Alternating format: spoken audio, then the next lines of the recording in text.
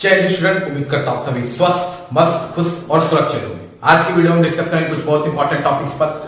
आज हम बात करेंगे यूपी ट्रिपल एससी ड्राफ्टमैन की क्या डीबी की कट ऑफ जा सकती है, क्या फाइनल कट ऑफ जा सकती है, उस पर भी बात करेंगे। इसके अलावा ओबीसी की सीटें कम है तो क्या ओबीसी की कट ऑफ हाई जा सकती है, इस पर भी बात करेंगे। इसके अलावा पेट 2025 का रिजल्ट कब तक आ सकता है, उस पर बात करेंगे। और आरआरबी एनटीपीसी का जो ग्रेजुएट का एप्लीकेशन फॉर्म भरने की डेट थी वो एक्सटेंड हो गई है, कब तक हुई उस पर भी बात करेंगे। उससे पहले चैनल पे जो भी नए हैं चैनल को लाइक और सब्सक्राइब कीजिएगा, वीडियो अच्छा लगे तो शेयर कीजिएगा, वीडियो को लाइक जरूर कीजिए, ठीक है। इसके अलावा मेरे इंस्टाग्राम और टेलीग्राम चैनल को फॉलो करने के लिए दोनों का लिंक डिस्क्रिप्शन बॉक्स में है, वहां आप जाके मुझको फॉलो कर सकते हैं और वहां पे मैसेज आप मुझे भेज सकते हैं, जहां पे मैं आपके क्वेश्चन के आंसर दे दूंगा जब भी मुझे समय मिलेगा, ठीक है। अब हम बात कर लेते हैं सबसे पहले आरआरबी एनटीपीसी ग्रेजुएट लेवल के फॉर्म को लेकर। तो देखिए आरआरबी एनटीपीसी का जो लास्ट डेट था फॉर्म भरने का वो था आपका 20 नवंबर, ठीक है। और अब ये डेट एक्सटेंड कर दिया गया है और ये कर दिया गया है 27 नवंबर, ठीक है।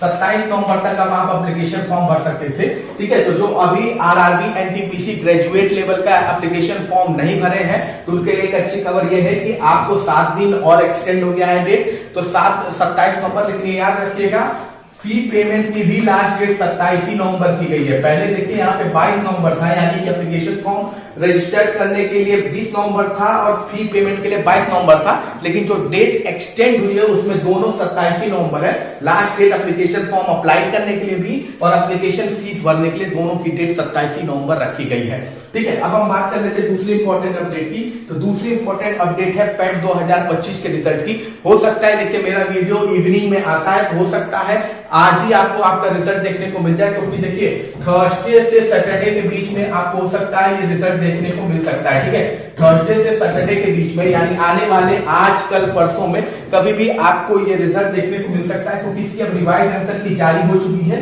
तो हो सकता है आज ही आ जाए। मेरी वीडियो रिलीज होती है शाम को, तो शाम को वीडियो आने से पहले हो सकता है रिजल्ट देखने को मिल जाए, या कल परसों कभी भी आपको पेट 2025 का रिजल्ट देखने को मिल सकता है।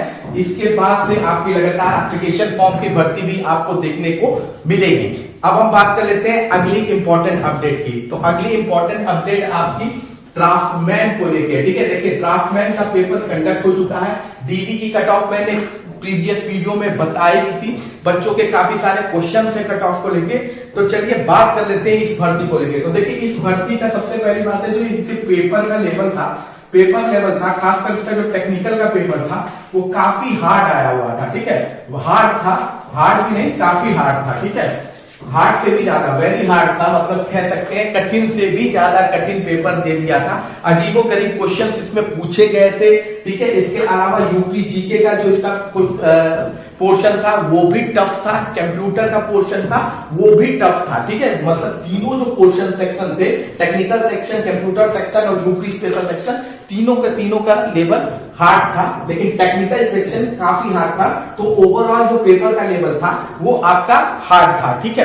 अब इसमें है क्या कि देखिए दो तरह की वैकेंसी है, ठीक है। इसमें एक है आपका 21 प्लस वाले एज की और एक है आपका 18 प्लस वाले एज की, ठीक है। ये दो वैकेंसी में ये डिवाइड है और एक और इसमें स्पेशल वैकेंसी भी है, ठीक है। तो दो एज में आपकी वैकेंसी था, जिसमें एक का मांगा था मिनिमम एज 18 साल होनी चाहिए, एक का मांगा था मिनिमम एज 21 साल होनी चाहिए। 18 साल वाले एज में सीटें थोड़ी कम है, थोड़ी क्या बहुत कम है, मैक्सिमम सीटें जो है वो 21 प्लस वालों में है। लेकिन आप ये देखेंगे जो 21 प्लस वालों में भी ओबीसी की सीट है वो 31 ही है, 31 ही है। जबकि आपकी एससी की सीट मान लीजिए सबसे ज्यादा, एससी की सीट सबसे ज्यादा 120 के आसपास है। वही अनरिजर्व कैटेगरी की भी अगर आप सीट की बात करेंगे तो 102 के पास है।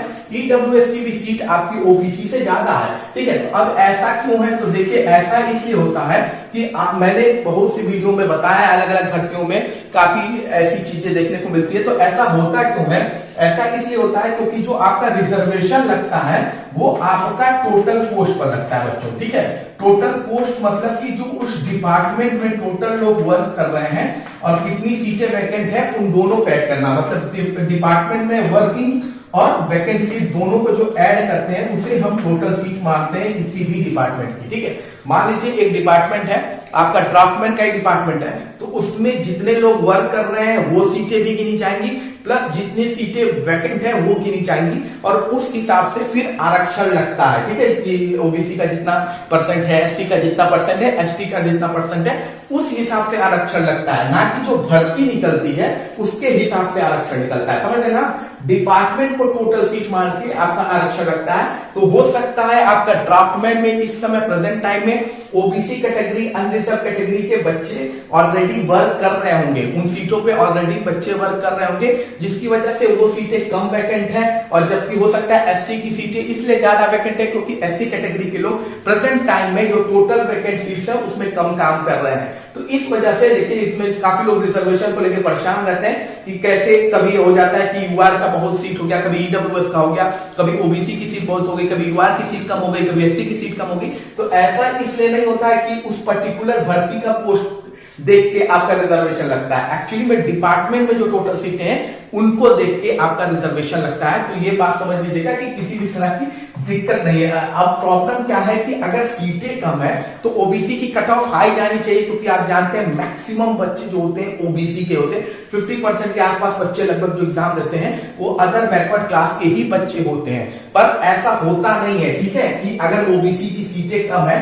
तो उसकी सीटें यूआर से बड़ी चली जाएंगी। अब ऐसा क्यों नहीं होता है, इस पर भी हम अभी इसी वीडियो में डिस्कस करेंगे। ठीक है, तो सबसे पहले हम बात कर लेते हैं कि क्या कट ऑफ जा सकती है। ठीक है, पेपर का लेवल तो टफ था, ठीक, कोई भी ये नहीं कह सकता कि आपका ड्राफ्टमैन का पेपर बड़ा आसान आया था, मैंने ये क्वेश्चन कर लिया। दूसरा, इन्होंने रिवाइज आंसर की जारी कर दी है, रिवाइज आंसर की आपकी जारी कर दी है। उसमें अगर आपको लगता है किसी भी क्वेश्चन में आपको डाउट लग रहा है बच्चों, तो आप 24 नवंबर तक आप अपने डाउट के लिए क्लेम कर सकते हैं यूपी ट्रिपल एससी में। उसके बाद आपकी रिवाइज आंसर की जारी की जाएगी। अभी पहली आंसर की जारी हुई है, नो डाउट है इसके बाद रिवाइज आंसर की भी आपको देखने को मिल सकती है। तो अगर आपको लगता है कि ये पर्टिकुलर क्वेश्चन में गड़बड़ी है या जो आंसर की इन्होंने जारी किए उनमें उन्होंने आंसर गलत दिया है, तो 24 नवंबर तक आपके पास समय है, आप जाके अपील कर सकते हैं। ठीक है, उसका अपना प्रोसेस है, सब कुछ आपका नोटिस में मेंशन है। तो आप जाके यूपी ट्रिपल एससी के वेबसाइट पे उस नोटिस को कंप्लीटली पढ़ लीजिएगा, प्रोसेस को आप कंप्लीटली पढ़ लीजिएगा। अब हम बात कर लेते हैं क्या कट ऑफ जा सकती है, मतलब कट ऑफ क्या हो सकती है। तो अगर हम बात करें डीवी की, ठीक है, पहले तो आपका डीवी की कट ऑफ जो होगी, तो डीवी की कट ऑफ मान के चलिए अनरिजर्व कैटेगरी की जो डीवी की कट ऑफ होगी वो 40 से 42 के बीच में ही घूमेगी, 40 से 42 के बीच में। और ओबीसी की भी आपकी 40 से 42 के बीच में, और ईडब्ल्यूएस की भी आपकी 40 से 42 के बीच में, यही आपका डीवी का कट ऑफ होगा। क्योंकि आप यूपी ट्रिपल एससी की किसी भी डीवी को उठा के देख लीजिए, इन तीन कैटेगरी की जो डीवी होती है उसकी कट ऑफ सिमिलर होती है।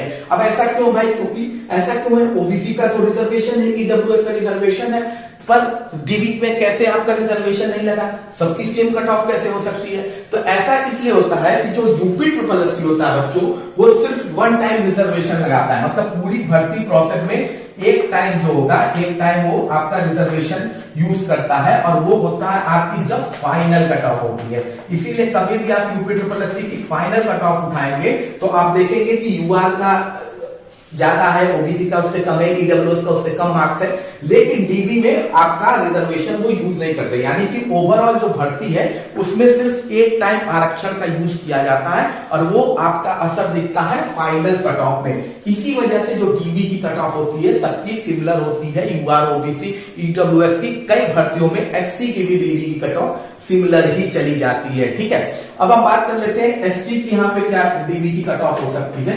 तो शेड्यूल कास्ट की यहाँ पे जो डीबी की कट ऑफ होगी वो आपकी लगभग 34 से 36 के बीच में घूमेगी। ठीक है, और फिर बात करते हैं अगर शेड्यूल ट्राइब की यानी एसटी कैटेगरी की जो डीबी की कट ऑफ आपकी होगी, वो आप मान के चलिए 28 से 30 के बीच में होगी। ठीक है, और फीमेल कैटेगरी का क्वेश्चन काफी बच्चे यहाँ पूछ रही थी कि इनकी डीबी की कट ऑफ होगी, तो इनकी भी 36 से 38 के बीच में होगी। ये आपकी डीवी की कट ऑफ है। ठीक है, डीवी की कट ऑफ है। और फाइनल कट ऑफ को भी लेके बच्चों का क्वेश्चन था कि फाइनल कट ऑफ यानी जिसका सिलेक्शन हो जाए उसमें वो कैसे होगा।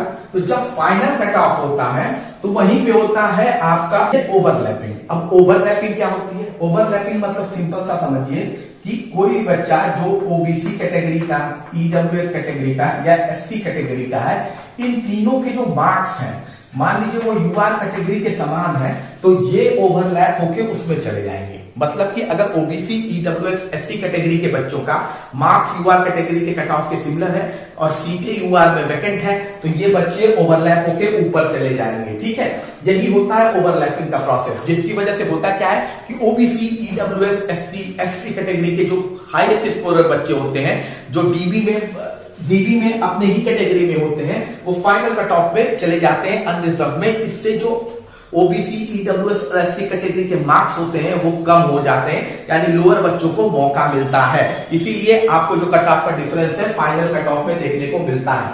तो फाइनल कट ऑफ आपकी कैटेगरी की क्या हो सकती है, क्योंकि मैंने देखिए आपको ओवरलैपिंग भी समझा दिया, क्यों सीटें किस तरह से रिजर्वेशन सीटों का लगता है वो भी बता दिया, क्या रिजर्वेशन का प्रोसेस है वो भी बता दिया। अब फाइनल कट ऑफ पे जा सकते हैं कि क्या हो सकती है। तो देखिए, चूंकि यूआर कैटेगरी में काफी ओवरलैपिंग होगी, ओबीसी के भी अच्छे बच्चे जाएंगे, ईडब्ल्यूएस के भी अच्छे बच्चे जाएंगे, एसटी के भी जो हाईएस्ट स्कोरर होंगे वो जाएंगे। ज्यादातर ओबीसी और ईडब्ल्यूएस के ही बच्चे ओवरलैप होकर यूआर कैटेगरी में जाते हैं। तो मेरे हिसाब से जो एक्सपेक्टेड कट ऑफ आपकी यूआर कैटेगरी की जा सकती है वो 51 से 53 के बीच में जा सकती है, 51 से 53। देखिए, इससे कम भी हो सकती है।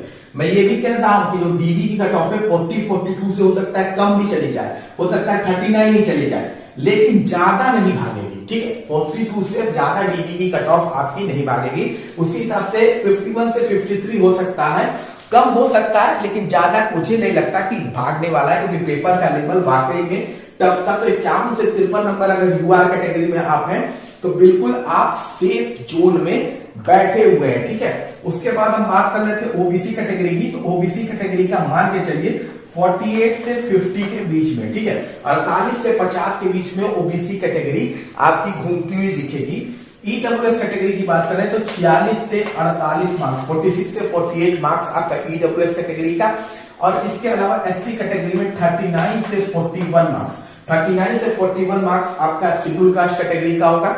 शेड्यूल ट्राइब कैटेगरी की बात करेंगे तो 34 से 36 मार्क्स, 34 से 36 नंबर अगर आपके हैं एसटी कैटेगरी में तो आपका है। और फीमेल कैटेगरी की बात करेंगे तो फीमेल कैटेगरी का मान के चलिए 40 से 42 के बीच में, यही आपकी फाइनल कट ऑफ एक्सपेक्टेड हो सकती है। ठीक है, मेरे हिसाब से इससे ज्यादा आपकी फाइनल कट ऑफ नहीं भागनी चाहिए। आपका क्या ओपिनियन है इसको लेके आप कमेंट बॉक्स में जरूर बताइएगा। आपके हिसाब से क्या इसकी फाइनल कट ऑफ और डीबी की कट ऑफ जा सकती है, वो भी आप कमेंट बॉक्स में जरूर मेंशन कीजिएगा। अगर कोई भी क्वेश्चन इससे रिलेटेड होगा तो भी आप कमेंट बॉक्स में जरूर पूछिएगा। मिलते हैं अगली वीडियो में। जय हिंद, जय भारत।